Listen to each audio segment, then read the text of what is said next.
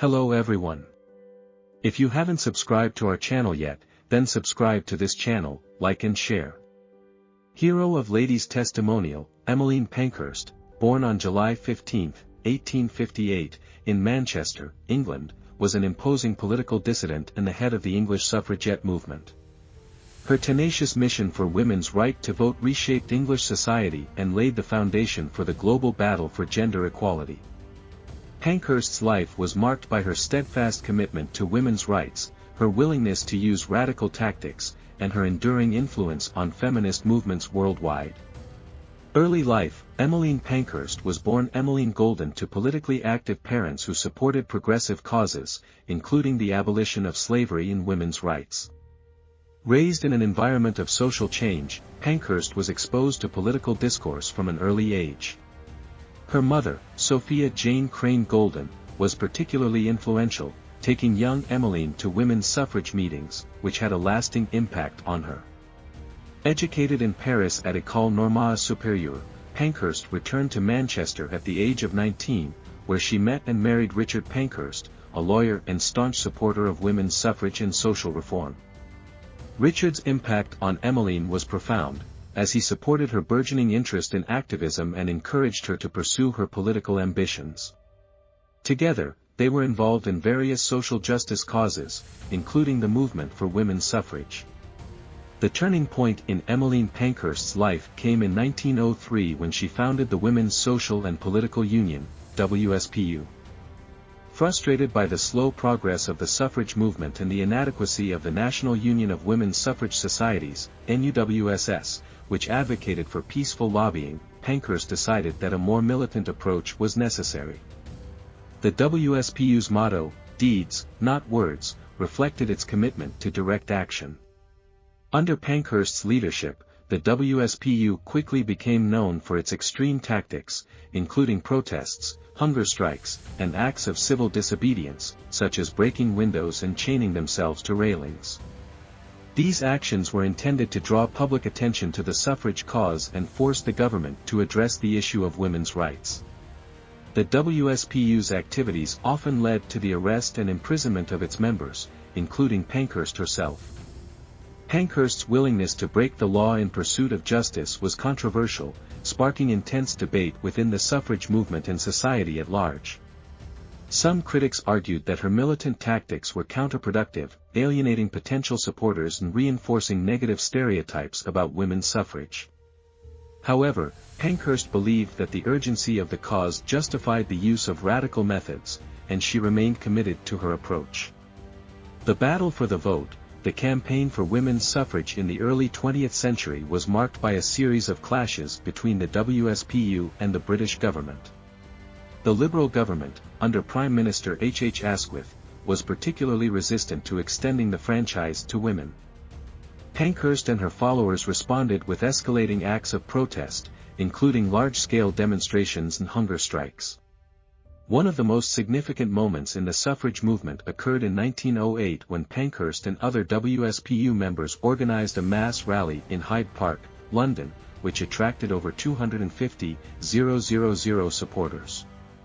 The event demonstrated the widespread public support for women's suffrage and the growing influence of the WSPU. In response to the government's continued refusal to grant women the vote, Pankhurst escalated her tactics. In 1910, she led the Black Friday demonstration, where women attempting to petition Parliament were met with police violence.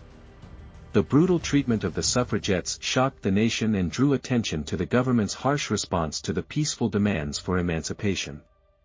During this period, Pankhurst was arrested multiple times and sentenced to imprisonment. While in jail, she and other suffragettes undertook hunger strikes as a form of protest against their treatment.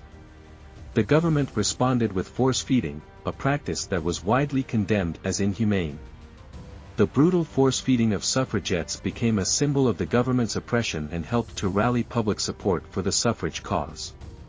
The First World War and the shift in strategy. The outbreak of the First World War in 1914 marked a turning point in the suffrage movement.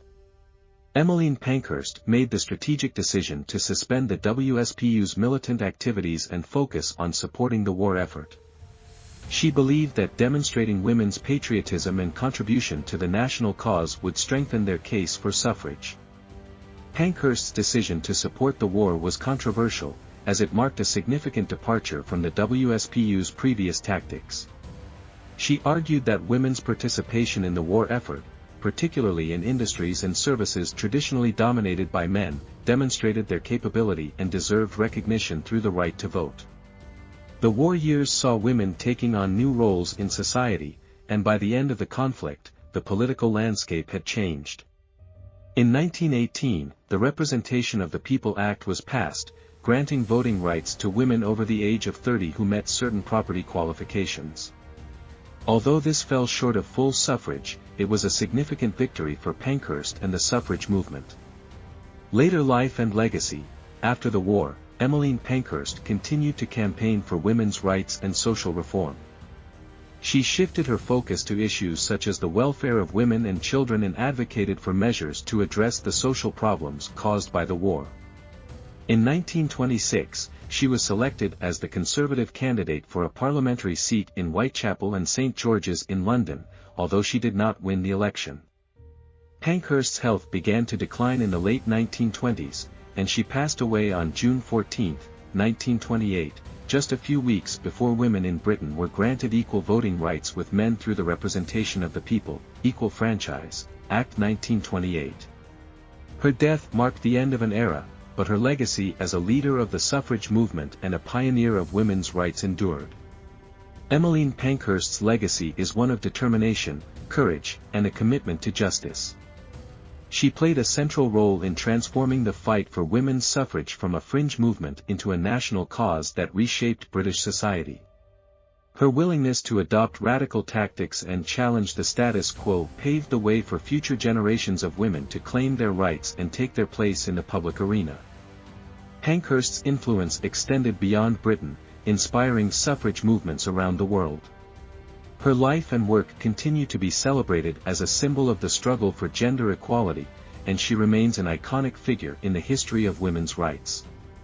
Conclusion: Emmeline Pankhurst's life was dedicated to the cause of women's suffrage, and her impact on the movement is immeasurable.